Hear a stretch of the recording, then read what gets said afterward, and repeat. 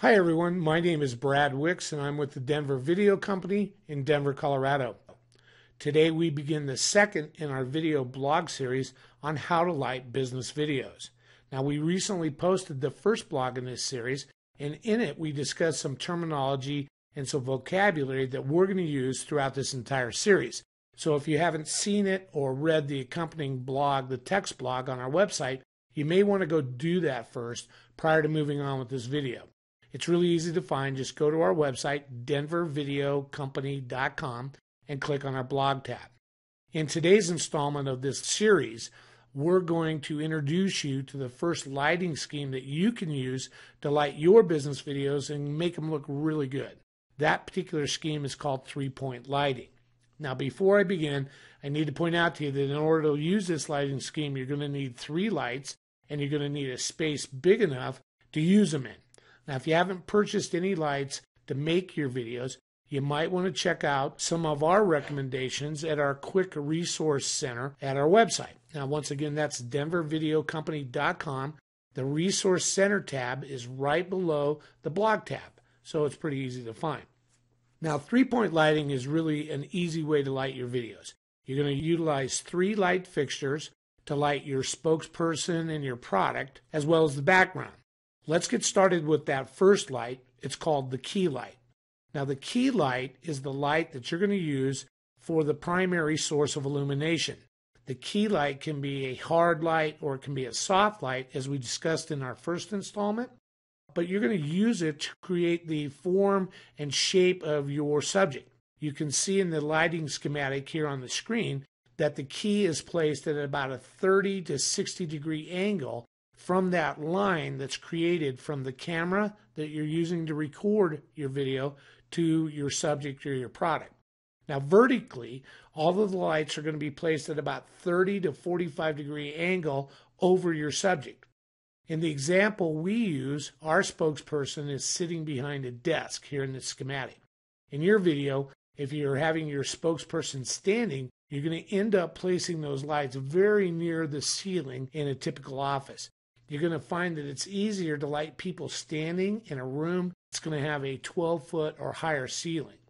Now, if your light stands don't go up that high, you can always place the stands on a box or a folding table to achieve that proper angle like we have in this example.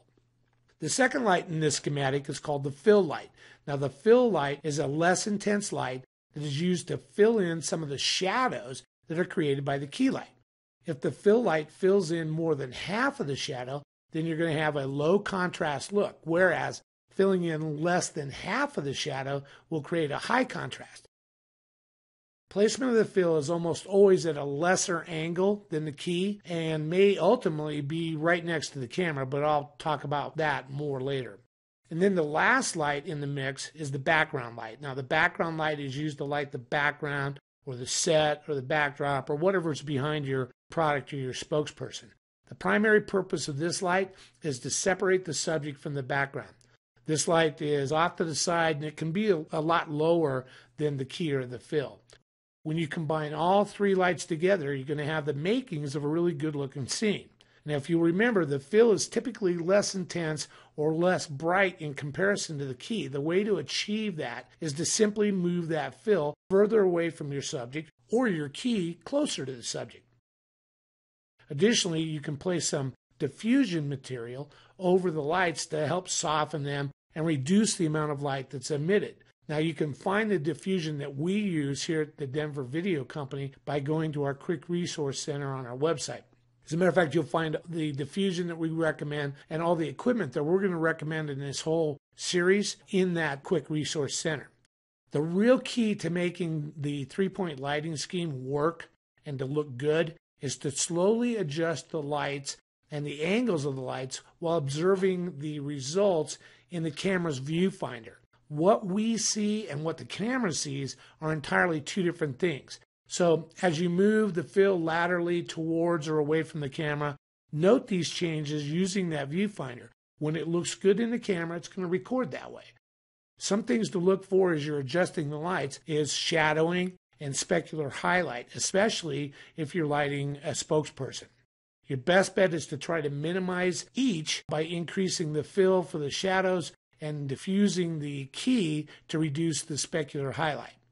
So that's pretty much it for this video. Our next video, we're going to be sharing some more lighting schematics for you to try. Make sure you subscribe to our YouTube channel so you don't miss any of our video blogs, and visit our site to see even more information on each of the subjects that we cover. denvervideo.com is where you're going to go. While you're there, make sure that you like us on Facebook, and if you want to follow us on Twitter, you can find us at Denver Video Co. I'm Brad Wicks. Thanks for watching, and stay tuned for more in this series.